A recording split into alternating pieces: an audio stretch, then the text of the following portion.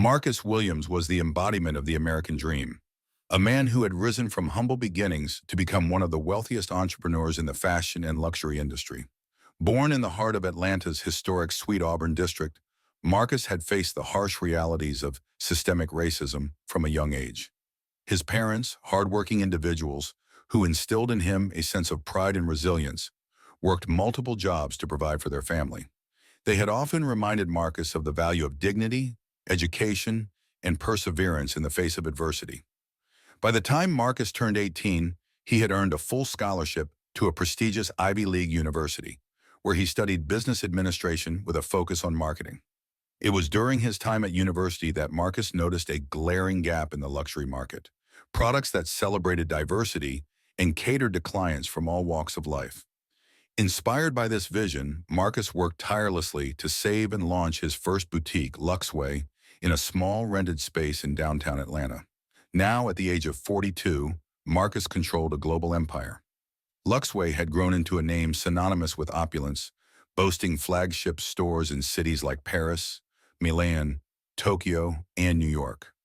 Marcus's net worth was estimated at over $1 billion, and his face frequently graced the covers of business magazines. Yet, despite his success, he remained grounded, never forgetting where he had come from. Seated in his luxurious Manhattan penthouse, Marcus reviewed an internal audit report that had landed on his desk 2 weeks prior. The document detailed alarming patterns in customer complaints at one of LuxeWay's most prestigious stores in Manhattan. The issues boiled down to a recurring theme: the staff treated certain customers, especially people of color, with suspicion, condescension, or outright hostility. Marcus's blood boiled as he read testimonies from customers who had been dismissed, insulted, or shadowed by security guards simply because they didn't fit the stereotypical mold of a luxury shopper. One complaint stood out. A man had been shopping for a watch as a birthday gift for his wife, but left humiliated after being accused of stealing. The incident had gone viral on social media, tarnishing LuxeWay's reputation and resulting in a drop in foot traffic at the store. "This ends now," Marcus muttered to himself.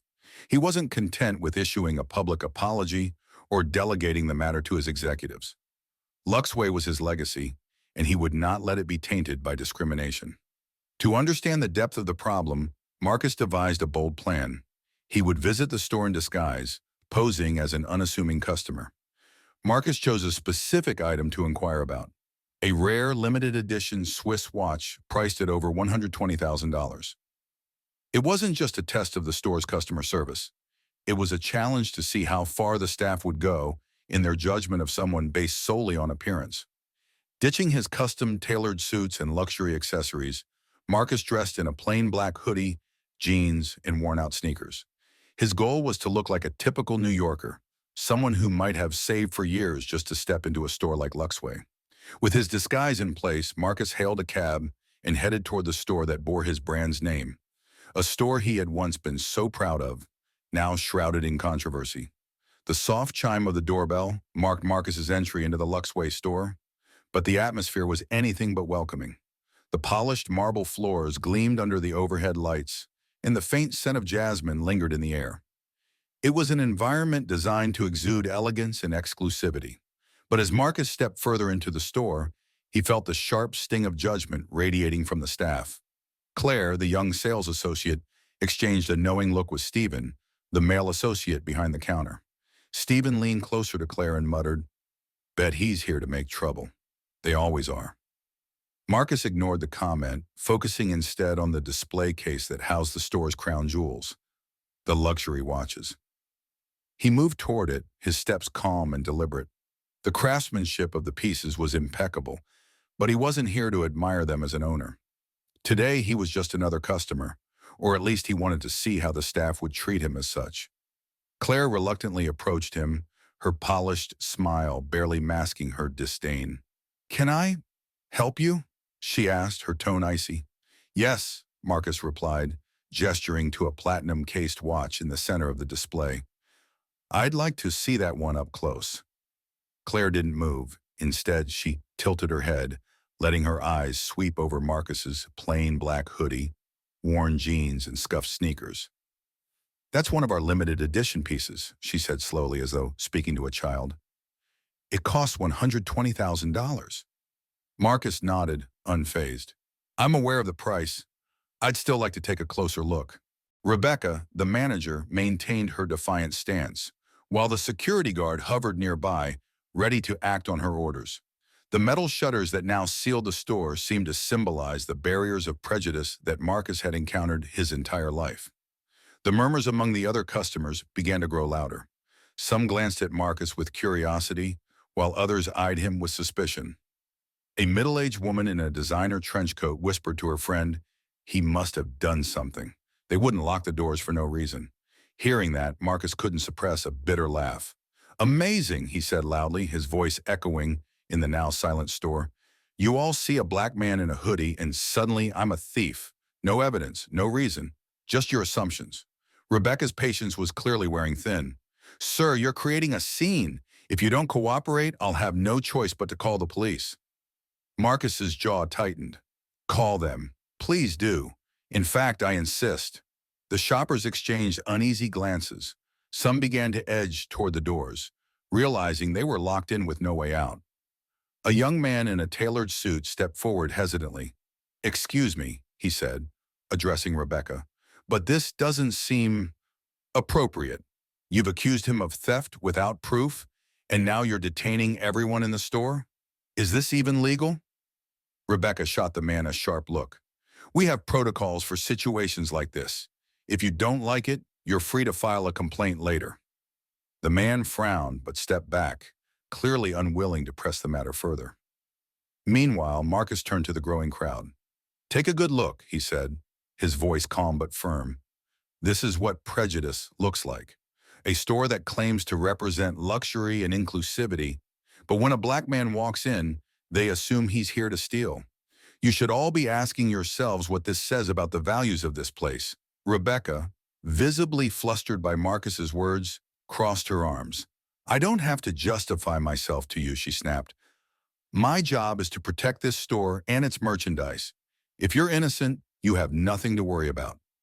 Marcus let out a slow, steadying breath. "Innocent," he repeated. "You've already decided I'm guilty. I walked in here to shop, to spend my money in your store. And this is how you treat me?"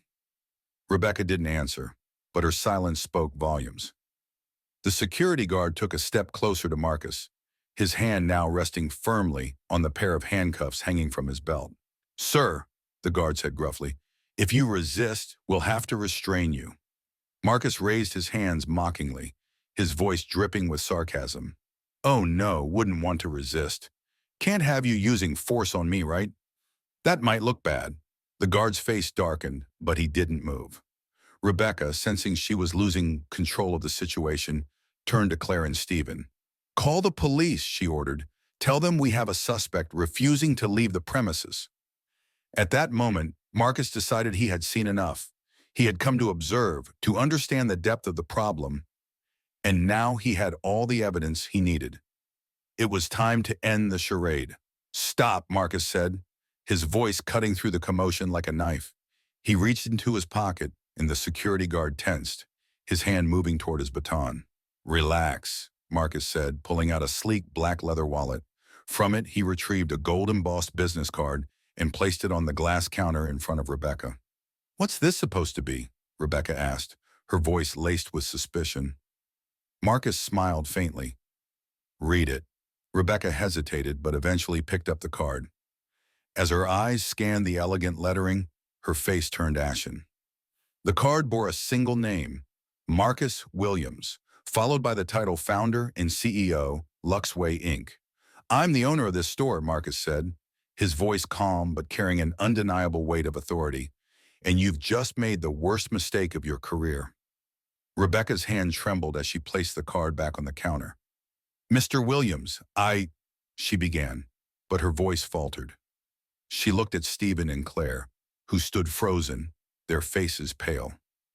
The security guard, now realizing the gravity of the situation, stepped back, his expression a mix of confusion and regret. The other customers watched in stunned silence, their earlier judgments now replaced with shock and embarrassment. Marcus leaned forward, his gaze locked on Rebecca. You assumed I was a thief because of the way I look. You called for the doors to be locked, for the police to be involved, all without a shred of evidence. Do you realize what you've done? Rebecca stammered, her usual confidence shattered. Mr. Williams, I didn't know it was you. If I had, that's exactly the problem, Marcus interrupted, his voice sharp. You shouldn't have to know who someone is to treat them with respect. The room was so silent that Marcus could hear the faint hum of the store's air conditioning. He turned to address the other shoppers. Let this be a lesson to all of you, he said. Luxury isn't about exclusivity or appearances. It's about quality, service, and respect. That's what LuxeWay stands for, or at least it's supposed to. Rebecca, now visibly shaking, tried to regain her composure. Mr. Williams, please. If you'll allow me to explain. Marcus held up a hand, silencing her. No explanations. You'll have your chance to explain yourself at corporate headquarters. For now, I suggest you focus on preparing your resignation. Rebecca's face crumpled as the weight of his words sank in. Marcus turned to the security guard. Unlock the doors. Now. The guard hesitated, then nodded and moved to lift the shutters. As the doors reopened, some of the shoppers hurried out, clearly uncomfortable with the scene they had witnessed. Others lingered, their eyes fixed on Marcus, who stood tall and unyielding. This isn't over, Marcus said, his voice steady. You've shown me exactly what's wrong with this store, and I intend to fix it, starting with you. With that, Marcus turned and walked out of the store, leaving Rebecca and her staff to grapple with the fallout of their actions. The LuxeWay store was in chaos after Marcus left. Rebecca stood behind the counter, her face pale and her mind racing. Claire and Stephen whispered to each other, their previous smugness replaced with visible fear. The other employees avoided eye contact, pretending to focus on their tasks, but clearly shaken. The shutters had been lifted, but the damage was done. The handful of customers who remained now looked at the store and its staff with disdain, muttering as they departed. I can't believe this place, one woman said to her friend as they walked out. I'll never shop here again. Rebecca wanted to scream. She had spent years building her reputation as a tough but effective manager. Now all of that was unraveling because of one mistake, a mistake she had no way of undoing. But was it just one mistake? Deep down, Rebecca knew this wasn't an isolated incident. Her behavior today wasn't a fluke. It was the culmination of years of subtle prejudices she had never bothered to confront. And now it was coming back to haunt her. Hours later, Rebecca's phone rang. The name on the screen made her stomach drop. Marcus Williams, Corporate HQ. She hesitated for a moment before answering, her voice trembling. Hello? Rebecca, Marcus said, his tone calm but cold. I trust you understand the severity of what happened today. Yes, Mr. Williams, she stammered. I want to apologize. I realize I made a mistake, and Marcus cut her off. A mistake is forgetting a customer's name or accidentally charging the wrong amount. What you did was deliberate. You judged someone based on their appearance and treated them like a criminal. That's not a mistake, it's a systemic failure. Rebecca's throat tightened. I'm willing to make things right. I'll do whatever it takes to fix this. There's no fixing what you've done, Marcus replied. You've tarnished the reputation of my store and, by extension, my brand. You've humiliated a customer, me in this case. But what about all the others who've had to endure this treatment? How many people have you turned away or insulted because they didn't look the part? Rebecca had no answer. She felt her knees go weak as Marcus continued. You'll meet with me tomorrow at headquarters, he said. Bring any relevant documentation about your store's operations. We'll also be discussing the terms of your departure. Departure? Rebecca whispered, though she already knew the answer. You heard me, Marcus said. This isn't just about firing you. It's about addressing the culture you've cultivated in that store. I'll see you at 9 a.m. sharp. With that, he hung up, leaving Rebecca to sit in silence, her career crumbling around her. The next morning, Marcus sat in the executive conference room of LuxeWay's headquarters in Manhattan. The space was sleek and modern, with floor-to-ceiling windows that offered a panoramic view of the city. Marcus sat at the head of the table, his expression calm but unyielding. Rebecca arrived promptly at 9 a.m., her usually impeccable appearance slightly disheveled. She carried a leather folder filled with documents, though she doubted they would help her now. "Take a seat," Marcus said, gesturing to the chair across from him. Rebecca obeyed, her hands trembling slightly as she placed the folder on the table. "Mr. Williams, Marcus raised a hand, cutting her off. "Before you say anything, I want you to understand that this isn't just about you. What happened yesterday reflects a much larger problem. A problem I intend to fix." Rebecca nodded silently, her eyes fixed on the polished table. Marcus leaned forward. "I've reviewed the reports and customer complaints from your store over the past year. The patterns are clear.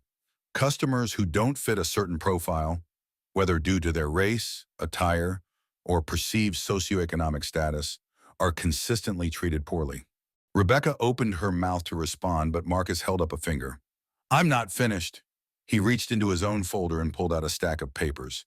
"These are statements from customers who've experienced discrimination at your store. Some of them mention you by name. Others described your staff. But the common thread is clear. You fostered a culture of exclusivity that has nothing to do with luxury and everything to do with prejudice." Rebecca swallowed hard, her voice shaking as she finally spoke. "Mr. Williams, I understand your concerns, and I take full responsibility for my actions.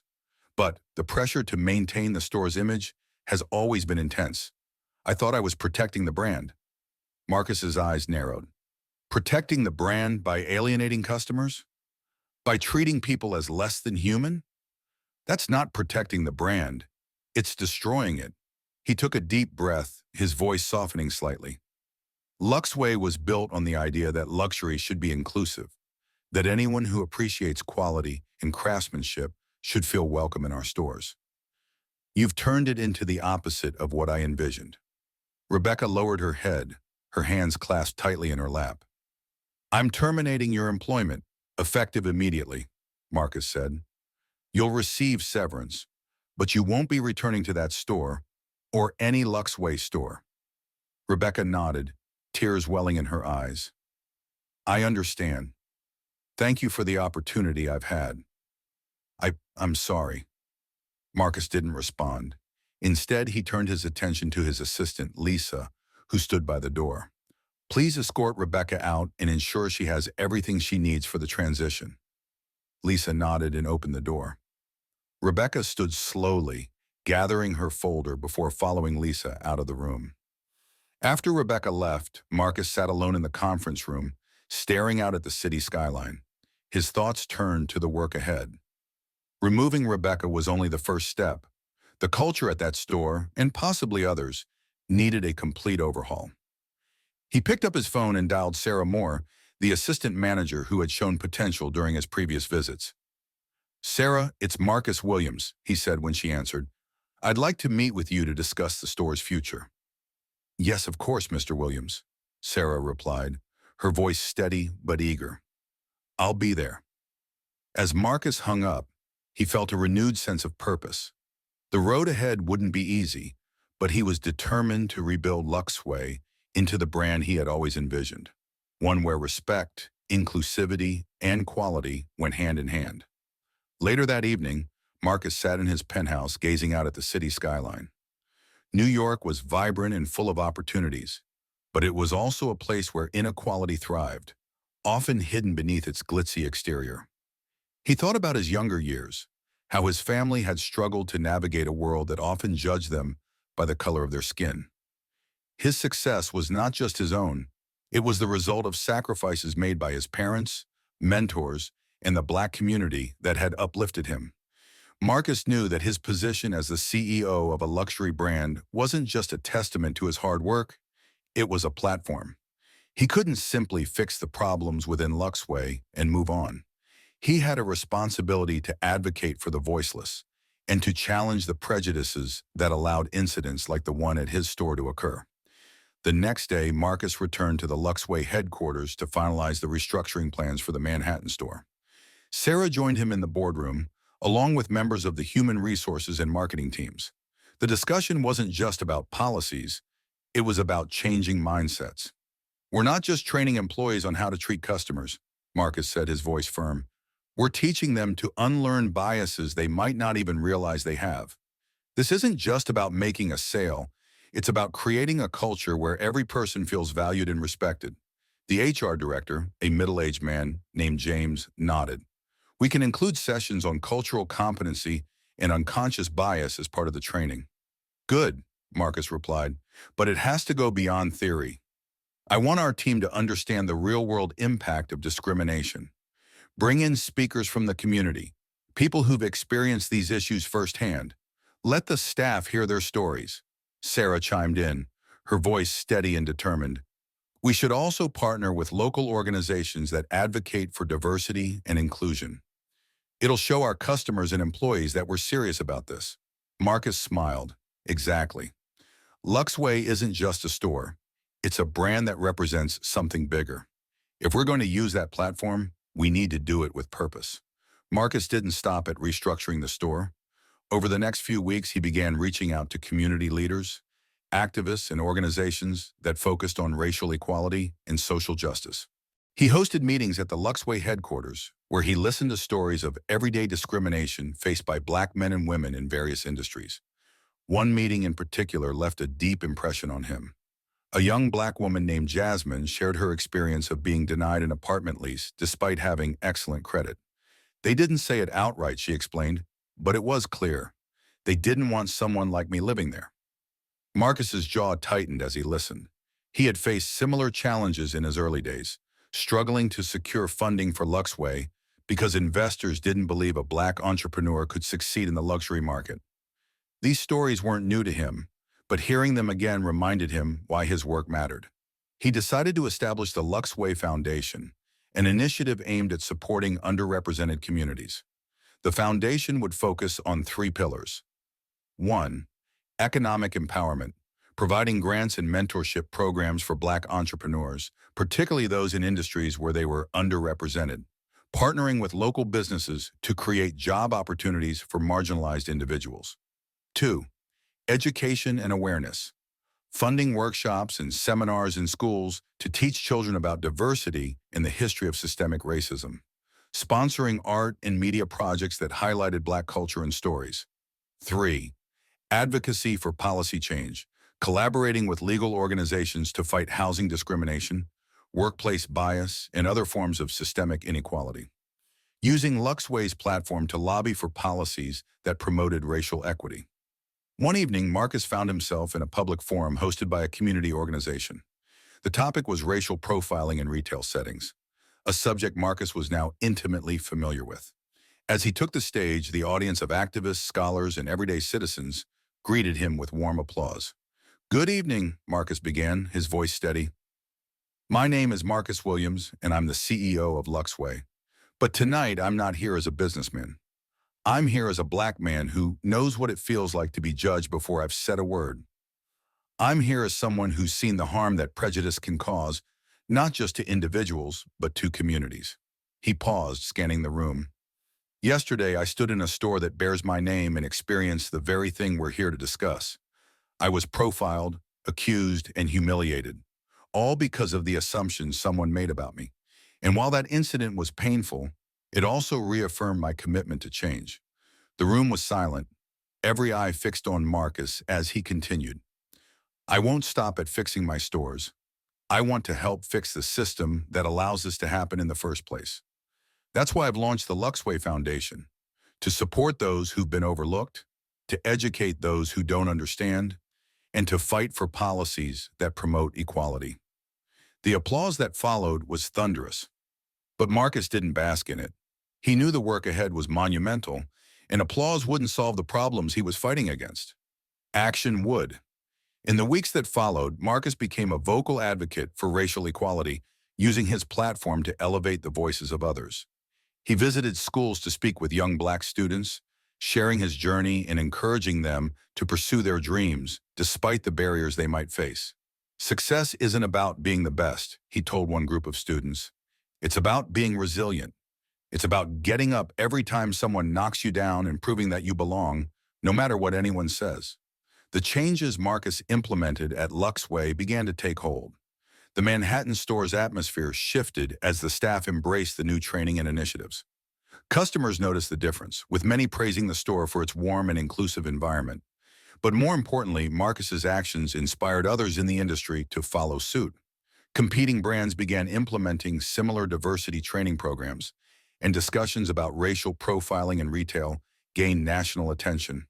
For Marcus, this was only the beginning. The fight for equality was far from over, but he was determined to use every tool at his disposal, his brand, his voice, and his influence to make a lasting impact. The LuxeWay Foundation launched to much acclaim, earning praise from activists, customers, and even competitors. Media outlets covered Marcus's bold initiatives, highlighting his efforts to combat systemic racism and create a more inclusive retail environment. But with increased visibility came increased scrutiny. Not everyone was supportive of Marcus's work, and as his influence grew, so did the resistance. As the LuxeWay Foundation gained momentum, Marcus began receiving messages from critics who accused him of politicizing his brand. Social media platforms became battlegrounds, with some users praising LuxeWay for taking a stand and others calling for boycotts. One post that went viral read, "Luxury is about exclusivity. Marcus Williams is ruining LuxeWay by turning it into a political soapbox. If I wanted a lecture on social issues, I wouldn't go shopping." Marcus read the comments with a mixture of frustration and resolve. He knew his decisions wouldn't please everyone, but he was unwavering in his commitment. "Luxury without humanity is just an empty facade," he told his team during a meeting. "If we're not making a positive impact, then what's the point of our success?" Despite his convictions, the backlash had tangible consequences. Sales dipped slightly in some markets, and a high-profile investor expressed concerns about the brand's controversial direction. Marcus convened a meeting with his executive team to address the situation. Sarah, who had now officially been named the manager of the Manhattan store, joined him along with key leaders from marketing, finance, and PR. "Let's not sugarcoat this," Marcus began. "We've lost some customers, and certain investors are questioning our approach. But this isn't a time to back down, it's a time to double down. I want solutions, not retreat." Sarah spoke up first. "We've seen pushback, yes, but the overwhelming feedback from customers has been positive. They're noticing the changes in our stores, and many have expressed gratitude for what we're doing. That's where we need to focus." The PR director, a sharp-witted woman named Elena, added, "We need to control the narrative. Let's release a statement that reinforces our values and emphasizes the impact of the LuxeWay Foundation. We can highlight stories of individuals who've benefited from our initiatives." Marcus nodded. "Good, but it can't just be words. Let's show results. I want to host an event, something public, where we can showcase the work we're doing and invite the community to engage with us." Within weeks, LuxeWay organized the Equality Gala, a grand event hosted at a luxury venue in New York. The evening was a celebration of progress and a call to action. Guests included community leaders, activists, celebrities, and customers who had supported LuxeWay's mission. Marcus took the stage midway through the evening, dressed in a tailored black suit that reflected his effortless style. As the room quieted, he began his speech. "Good evening, everyone. Tonight, we celebrate not just LuxeWay's success, but the values that drive us forward: respect, inclusion, and integrity. This isn't just about luxury, it's about building a legacy that uplifts everyone, regardless of where they come from or what they look like." He gestured toward a screen that displayed photos and videos of the LuxeWay Foundation's work, mentorship programs, scholarships for young Black entrepreneurs, and partnerships with local nonprofits. "These are the stories that matter," he continued, "and this is only the beginning. Together we can create a future where luxury and equality go hand in hand." The audience erupted into applause, and Marcus felt a sense of pride. The event was a resounding success, raising millions for the foundation and solidifying LuxeWay's reputation as a brand with a purpose. Despite the triumphs, Marcus's journey wasn't without personal challenges.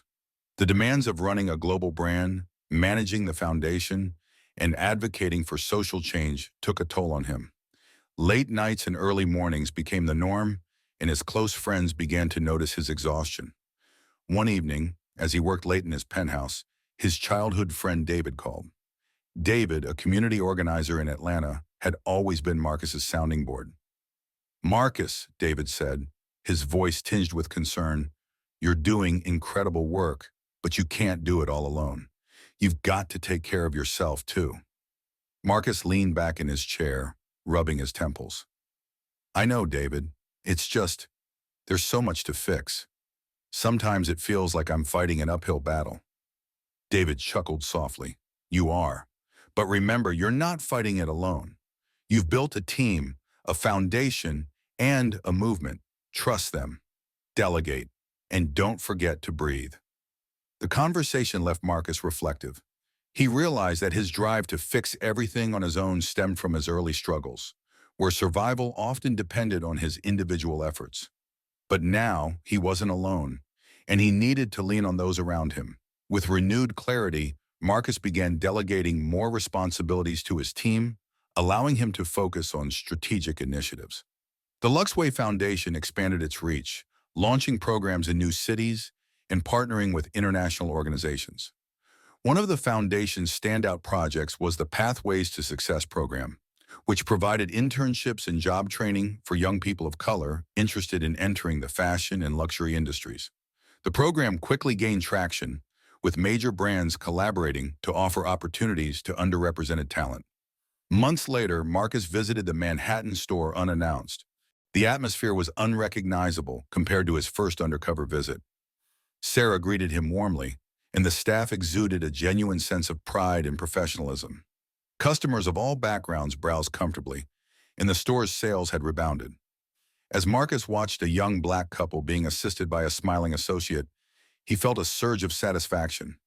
This was what he had envisioned, a place where everyone felt welcome, where luxury wasn't defined by exclusion, but by excellence. Standing in the store that day, Marcus reflected on the journey so far. There were still battles to fight, both within LuxeWay and beyond, but progress was undeniable.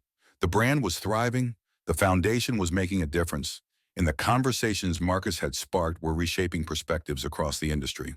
For Marcus, success was no longer just about profits or prestige. It was about using his position to create a more equitable world, one where no one was judged by their skin color, where opportunities were available to all, and where luxury truly meant something deeper. Months turned into years, and Marcus Williams' vision for LuxeWay and the LuxeWay Foundation became a reality. The brand not only reclaimed its status as a leader in the luxury market, but also became synonymous with inclusivity and social responsibility.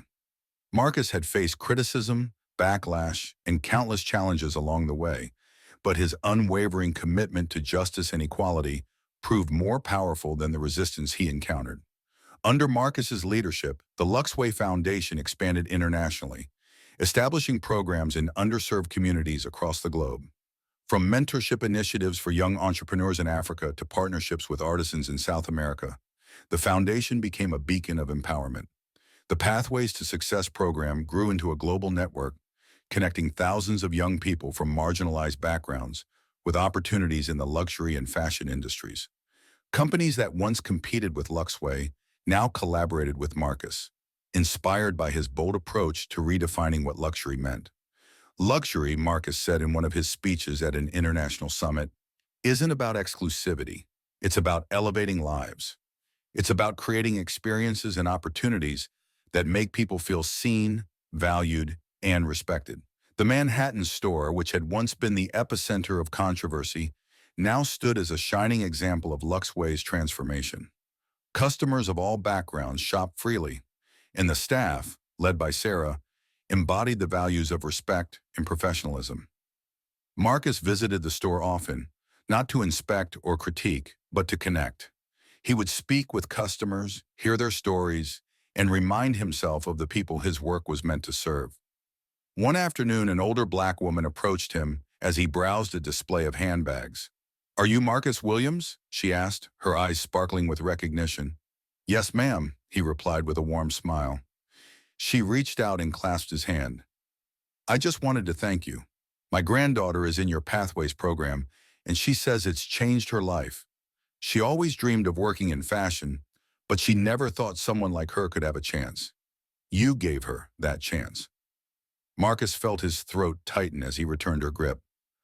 "Thank you for telling me," he said. "Hearing stories like hers is why I do this. Sarah's leadership at the Manhattan store was just the beginning. Inspired by her success, Marcus began identifying and mentoring other rising stars within LuxeWay. He created opportunities for employees from all levels of the company to step into leadership roles, fostering a culture of empowerment and growth. "It's not enough to change the system," Marcus often said. "We need to change the people who lead it. The future belongs to those who can see beyond their biases and build a better world." On the fifth anniversary of the LuxeWay Foundation, Marcus stood on the balcony of his penthouse, overlooking the city that had once felt like a battlefield. The world was far from perfect. Inequality and prejudice still existed, but he took solace in knowing he had made a difference. He had used his platform to challenge injustice, his resources to uplift others, and his voice to inspire change. As he sipped his coffee, his phone buzzed with a message from Sarah. "We hit our sales goal for the quarter. The team is ecstatic. Thank you for believing in us." Marcus smiled, replying simply, "You earned it. Keep leading with heart." The changes Marcus had initiated at LuxeWay extended beyond his company. Other brands began adopting similar practices, realizing that inclusivity wasn't just ethical, it was good business. Discussions about racial profiling, representation, and diversity in luxury retail became mainstream, driven by the example Marcus had set. His foundation's work inspired a new generation of activists and entrepreneurs, proving that success and social responsibility could coexist. Marcus often said, "We don't have to choose between doing well and doing good. We can and must do both." Years later, Marcus found himself back in Atlanta, walking through the neighborhood where he had grown up. LuxeWay had opened a store there recently, staffed primarily by locals and showcasing collections that celebrated the city's rich culture. As he stepped inside, a young associate greeted him with a bright smile. She was nervous but determined, her name tag reading, "Jasmine, Pathways to Success Intern. Welcome to LuxeWay," she said. "Let me know if there's anything I can help you with." Marcus smiled, feeling an overwhelming sense of pride. He had come full circle, from a boy in Atlanta dreaming of something greater, to a man who had built a legacy that lifted others as he climbed. As Marcus left the store and walked through the streets of his hometown, he reflected on the journey that had brought him here. The struggles, the triumphs, the lessons, they had all shaped him into the man he was today.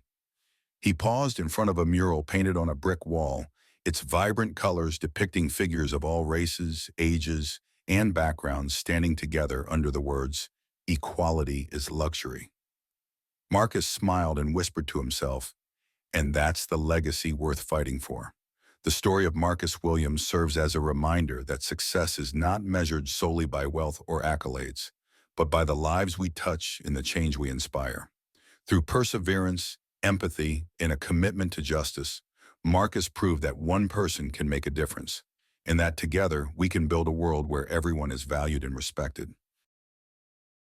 Thank you for watching this video. If you enjoyed it, please support me by clicking the logo in the bottom right corner to subscribe to my channel.